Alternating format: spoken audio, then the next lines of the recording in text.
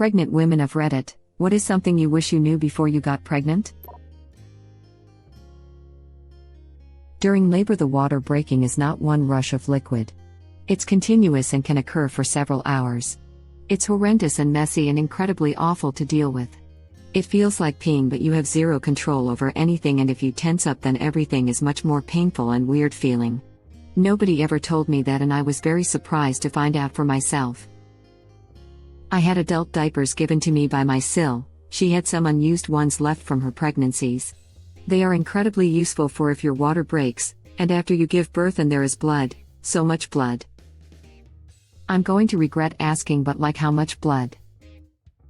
I didn't measure, but I've heard people describe it as 9 months of period saved up and thought that was pretty accurate. I was more concerned by my second-degree tearing to be worried about the blood. They said if there were clots, that was what to look out for, so if your placenta hadn't all come out and could potentially rot inside you basically. There is no glamour and not much dignity in giving birth and the recovery. Good thing the babies are cute. 10/10 happy I did it once and would never do it again. Props to the ladies that go for round 2+. Yup.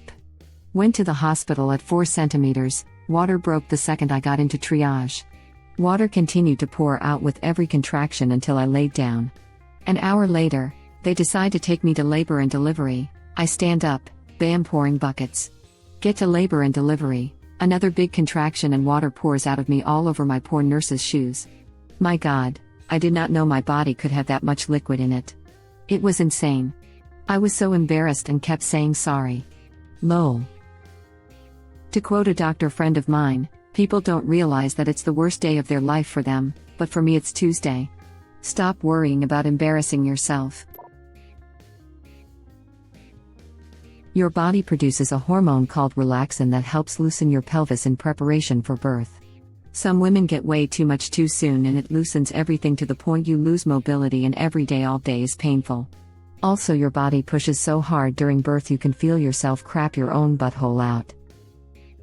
Gave birth 2 days ago. I'm working up an apology for my midwife for yelling at her as she supported my butthole while I was pushing. I was not at my most gracious in that moment. There are many reasons I'm terrified of getting pregnant, but now I have to add butthole support to the list. Here is another fact. Tears are common, and something like 80+% of women have grade 1 tears. A grade 4 tear is, well, a vaginous. I do not like this comment and refuse to consider the realities of acquiring a vaginous. Can confirm, week 2 postpartum and my butthole looks like a bunch of grapes. Reading that sentence was the most effective form of birth control I've ever experienced. This whole thread is effective birth control. Oof. That's me. Started around 18 weeks. I'm almost 36 weeks now. But considering it's the only symptom of pregnancy I've had to face, I actually consider myself a little lucky. Immobile, but lucky. Hair loss. After I had my kid, I lost a ton of hair. I would pull fists full of hair during my showers. I thought there was something wrong with me because no one told me about this. Went to Google, totally normal, and it happens to everyone. It grows back eventually and you'll go through an awkward baby hair phase. Something I actually know the science behind. So apparently when you're pregnant, your head holds onto almost all of those dead hairs that your scalp would normally just get rid of every day.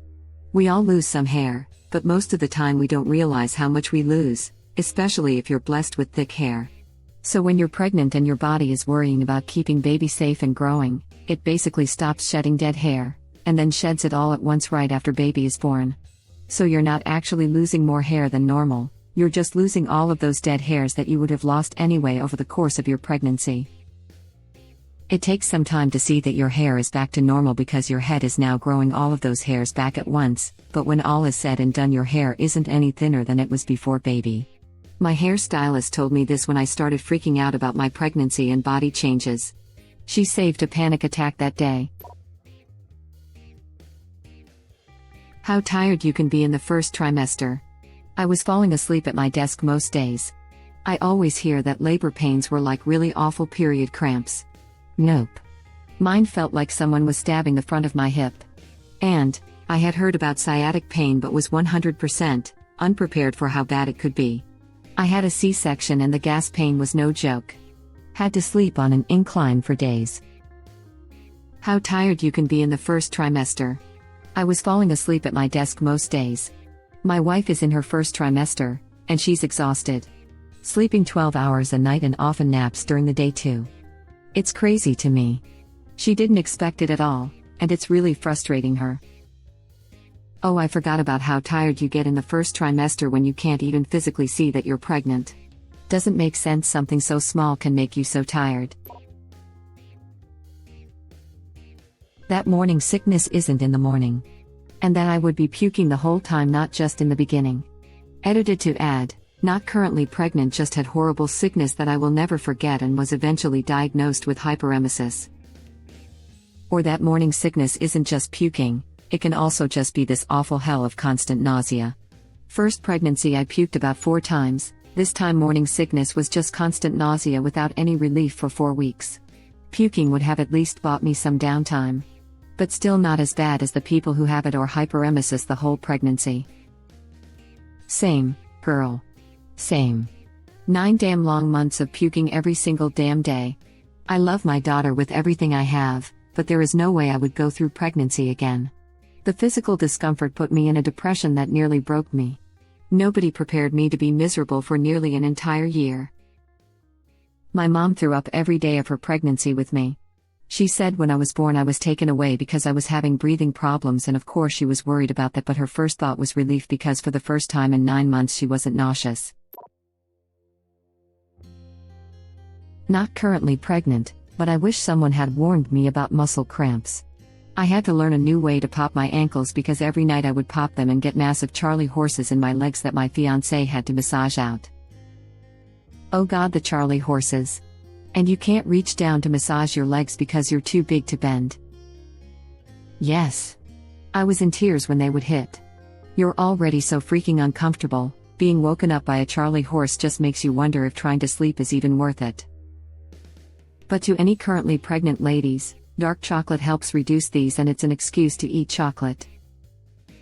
In case anyone needs to hear this, magnesium supplements help with the calf muscle night cramps.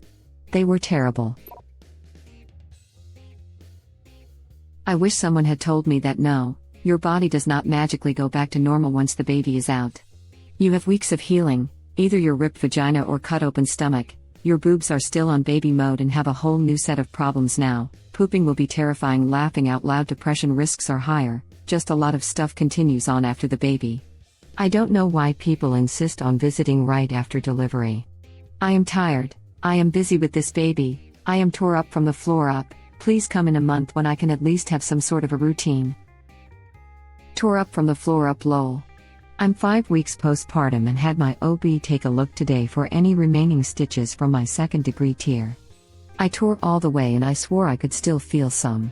She said that they were all gone, but then I went home and found a whole suture on my toilet paper. Took my first look down there and it looks like I was stitched up by Frankenstein. My taint straight up has a seam now. My God, the pooping. I have a 3-month-old, and while I can't remember my first poop after delivery, I vividly remember crying on the toilet not being able to poop. And nobody warns you about the hemorrhoids. Mine were so big I couldn't sit for 2 weeks, and poops came out in little nuggets. Sometimes I actually had to scoop it out. Going to the bathroom became an event. My husband said the sounds I made trying to poop were worse than what I did during labor. You literally just made me never want to give birth. I'm laughing but also mortified at the thought of any of this, crying face. This is not an isolated instance either. With both my babies my poo turned black, was rock hard, and would not come out. I was scared to go to the toilet because the pain was unbearable. I too ended up digging mine out. I ended up consuming bags of sugar-free gummy bears to turn myself into a liquid crap machine, because the alternative was agonizing. The sickest joke of all, you stop being able to sleep way before the baby gets here. Everyone loves to tell me to sleep now while I can, but pregnancy leads to unexplained insomnia and I'm a total wreck already. Parents, before you get pregnancy, it's wonderful you have to do it. Parents 10 seconds after hearing you're expecting, aha, welcome to hell. No sleep for you, prepare to age decades every month. My husband and I have so many friends trying to convince us to have kids. Then whenever we actually see them, they spend the entire time bitching about being parents, and when they pause to catch their breath and see the looks on our faces, they switch gears to try to tell us how it's actually the best experience ever. I feel this in my soul. It's always so. When are you having kids? It's the most amazing experience. I don't sleep more than 3 hours at a time anymore. I've had a headache for 4 years. Everything in my house is sticky. I don't get alone time with the husband. I'm rapidly losing my sense of identity, and we're always broke. You guys have to have kids. It's like you're not complete without them. Oh God. All those things are 100% true. It's honestly so freaking rough. The only thing that makes it worth it is the overwhelming, unconditional love I feel for the little potato. It's not even rational, but it makes you power through. That being said, if you aren't sure you want kids, just don't. This is really good to hear, and thank you for saying it. I've been saying for years that I don't want kids, and all my family and friends keep pushing it. I don't get it, honestly. If you don't want to do something, don't. It seems so obvious. It wasn't until after I had kids, I have 3, that I understood why people don't want to have them. My husband and I never had any doubts about having kids, and we wouldn't change it for the world, but it is really, really tough. And it is absolutely not the right thing for everyone. It's so weird when people nag others about it. Kids are super amazing if you want them.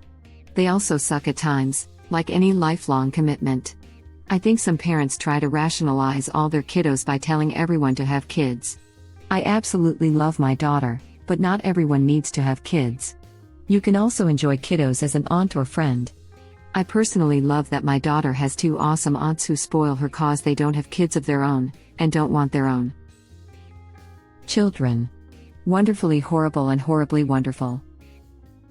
Yes. I hate when people tell me to sleep as much as I can. I have insane heartburn, restless leg syndrome, have to pee constantly, and find it impossible to get comfortable. So, I'll catch up on my sleep with my newborn? Lol. Edit. Thank you for all the lovely words of encouragement and helpful advice, heart. I slept way better after my baby was born than I did my entire pregnancy. At least once he was out of me, I could fall asleep at all.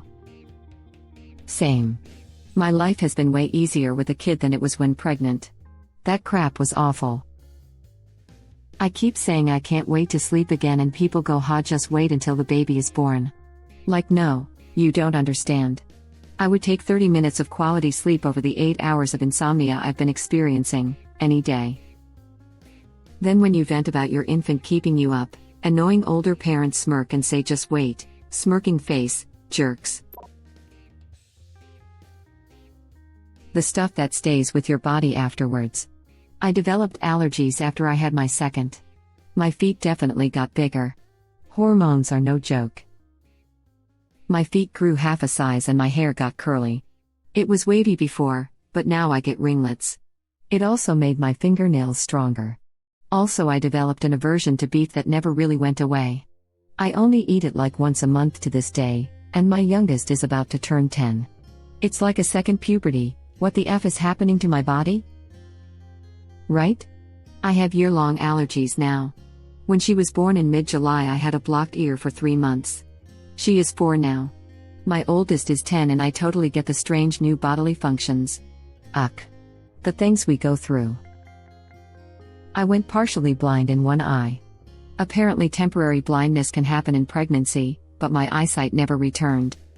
Also increased my shoe size by 1, and developed year-round allergies. That's awful. My crap is menial to blindness. Good lord. Ugh. So sorry. Your hormones are crazy, literally making anything and everything that happens to your body a pregnancy symptom. Bloody nose? Pregnancy. Hands dry? Pregnancy. Itchy skin? Pregnancy. Pregnancy is the wild effing west, y'all. I found this so frustrating. I like to know why something is happening. Pregnancy is not an answer. Like, by what mechanism am I having random dizzy spells? What specific hormone is making sleep impossible? You would think these things would be studied like crazy because women have been having babies forever, but nope. Basically nothing. Thank you for watching. Please subscribe to be the first to know about Red Rabbit Reader's new videos. If you like our videos, please like them on YouTube and share them with your friends. We welcome your comments below. Press to start another of our videos.